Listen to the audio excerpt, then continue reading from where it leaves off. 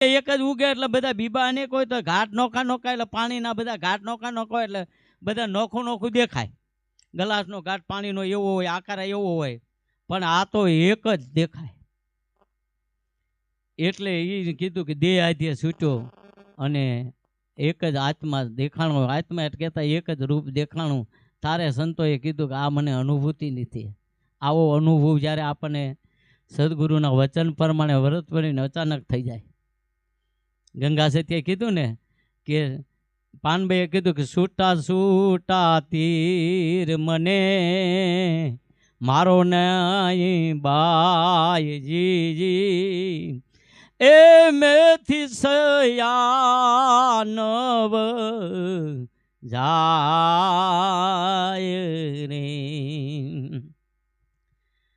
બાણ રે વાગ્યાને મારા હૃદય વિંધાણા રે એ મુખથી નો કહેવાય રે આપોને વસ્તુ મને લાભ જ લેવા એ પરિપૂર્ણ વચનમાં કરો ને ક્રિયા રે.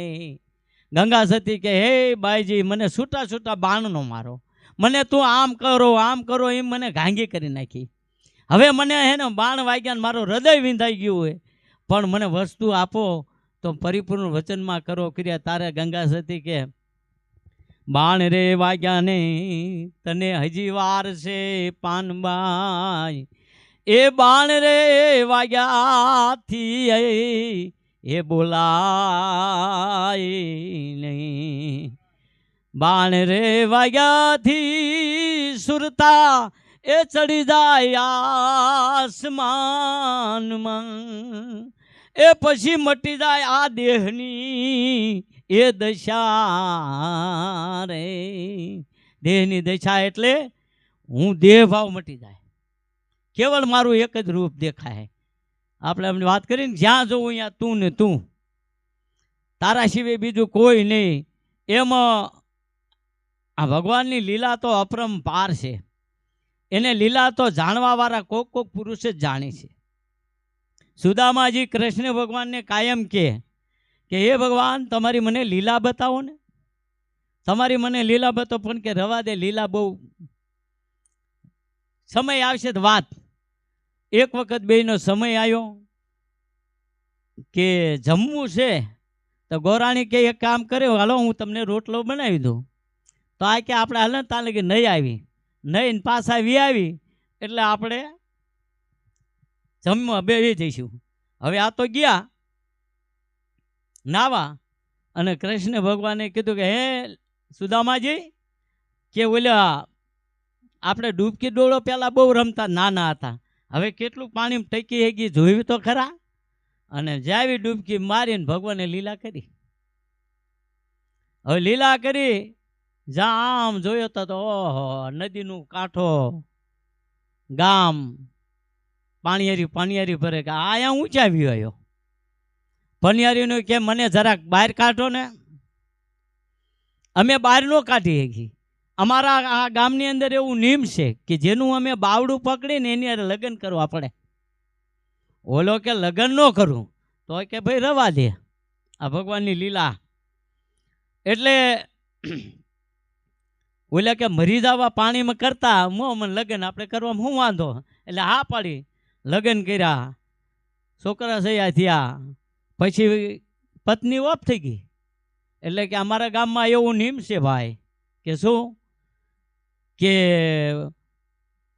સ્ત્રી મરે એટલે પુરુષને હારે હારે મરવાનું, સતો થવાનો, સતી સતો થવાનો. ઓલે કે આ તો આ કહેતા પાણીમાં મરવું સારું, કે આ તો બરી મરવા કહેતા પાણીમાં મરવું હું વાંધો.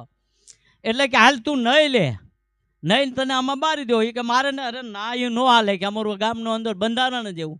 એ જેવો પાણીમાં ધૂપકો માર્યો ને ડૂબકી મારી તા કૃષ્ણ ભગવાન કે એટલે ભાઈ તું ટેક્યો. અરે ભગવાન તમે તો ભલાવાળા, ઘરે આવ્યો તો હજી રોટલો નથી, હજી રોટલો નથી તમે વી આવ્યા.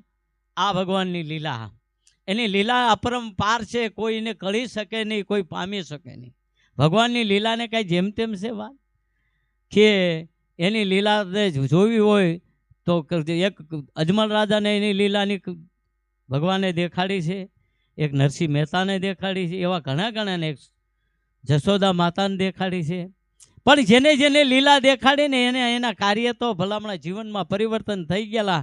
અને આજ આપણા સદગુરુ સમર્થ એવા મળે અને તો આપણને ભગવાનની લીલા તો બતાવે જ. પણ આપણે એને હાલી તો એના વચનનું પાલન થાય તો. નકરી આપણે વાતું કરીને રેડવી દઈએ એવું નથી. જીવનની અંદર રેણીવાળા ગંગા સતી વારંવાર કહે કે રેણીમાં તમે રહેજો ભરપૂર, રેણીમાં તમે રહેજો ભરપૂર. રેણીમાં જેટલે સિદ્ધાંતના મુજબ ગુરુના વચનનું પાલન થાય ને એ આપણી રેણી છે.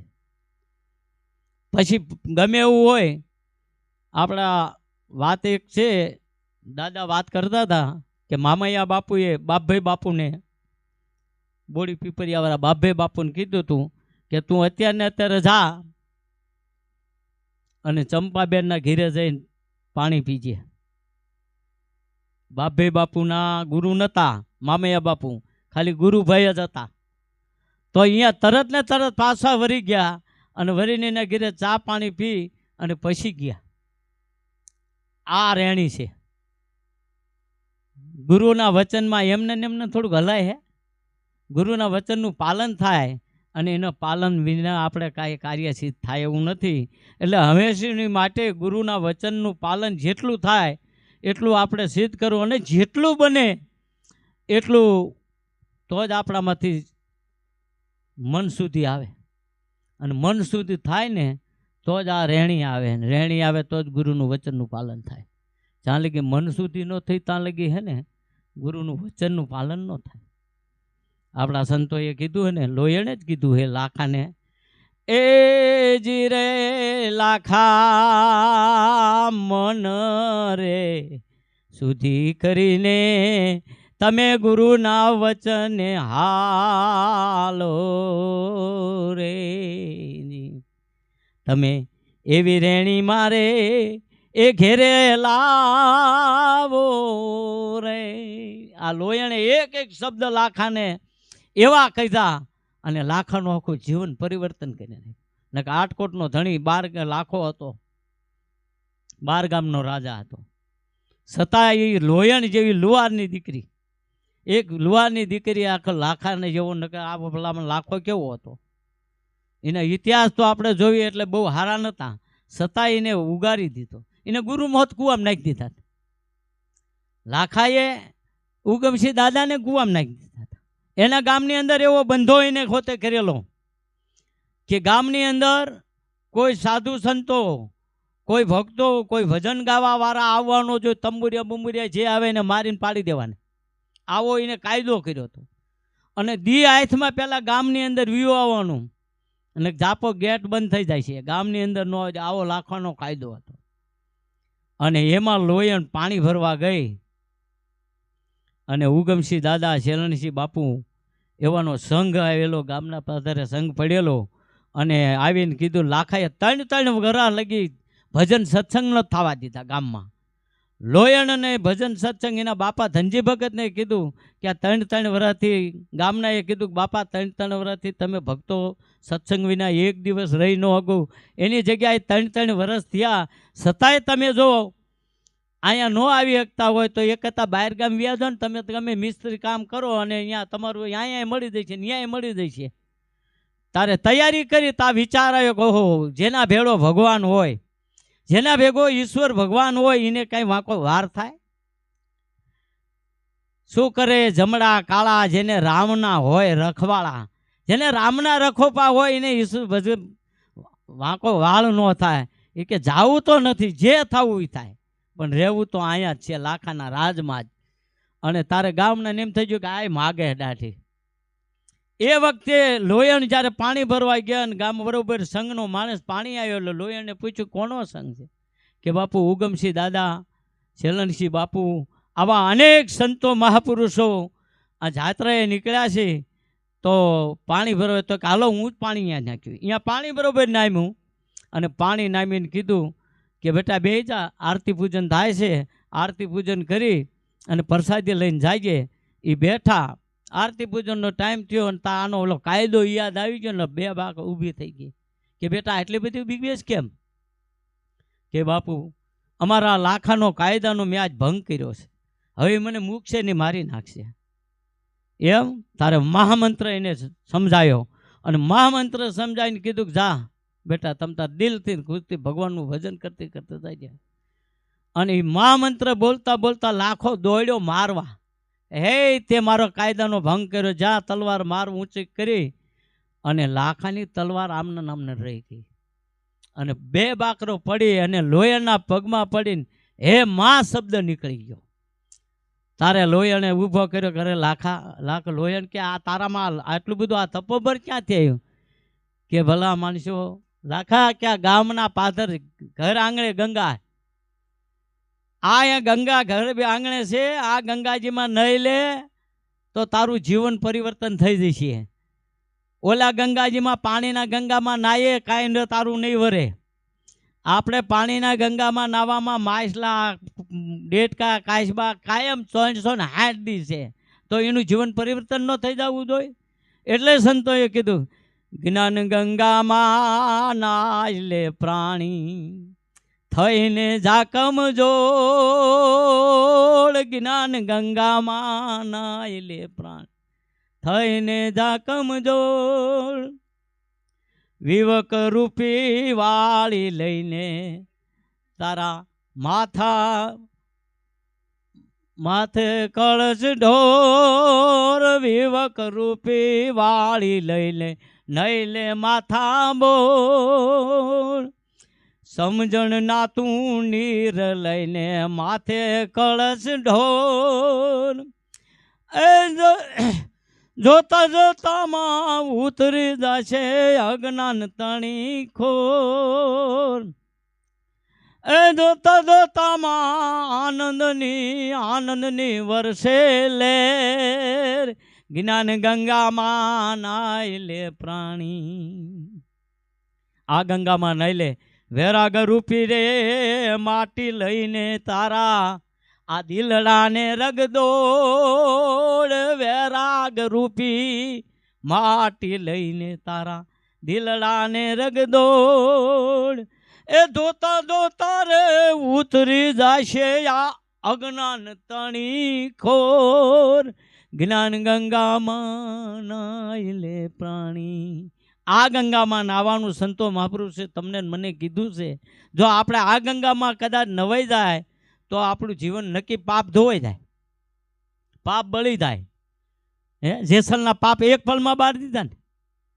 એક જ નાવડામાં જ્યારે બેઠા તોરલ અને જેસલે કીધું મધદરિયા બરોબર નાવ આવ્યો ને મીંડો હાલોક ડીંડોળો થવા.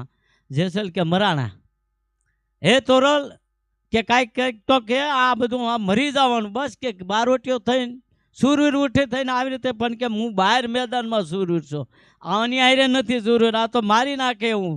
કે ઊંડા જળમાં હમણાં દબોડીને નાખી દે છે. કે ઊંડા જળ ગયા વિના મોતીનો હાથમાં આવે. જાડ્યા મોતી લેવું હોય તો ઊંડા જળમાં જવું પડે, નકર આવે નહીં. અને તારે તોરલ તો એકદમ નિર્ભય શાંતિથી બેઠેલા. અને એ વખતે લાખા જેસલને કીધું કે હે જાડેજા, જો તારે તરવું હોય ને તો પાપને પોકાર અને ધર્મ તારું સંભાળી લે. શું કીધું? તારું ધર્મ સંભાળ. બધાનું નથી કીધું, તારું પોતાનું સધર્મ સંભાળી લે અને પાપને પોકાર. તો આમાં હમણે બળી જશે. અને આપણે ઝાઝા ભાગ્યા શું કરી? પાપને દબી અને ધર્મને વાવરી. હું ફલાણા જગ્યાએ ગયો તો આટલી ગાયું નીણ નાખી, આટલું અનક્ષેત્ર, આટલું આ દીધું, એનું બધું આપણે વાવરી નાખી. જેમ પવન આવે ને એટલે હુકાઈ જાય.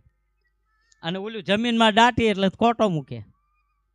પાપ રહ્યું ને એને દબી એટલે કોટો થાય ને. અને ઓલું આપણે ખરેખર ધર્મને દબાવવાનું. પૂરીએ કાંઈ પણ કાર્ય આપણે કર્યું ને એને દબાવવાનું છે અને પાપને પોકારવાનું છે. તો આપણે જરૂર ને જરૂર પાપ ધોવાઈ જાય. એટલે તેરોલે કીધું કે જાડેજા, પાપને પોકાર, ધર્મને સંભાળી લે, તારી બેલડીને બુડવા નહીં દો. જા તરત જ કીધું, તારી બેલડીને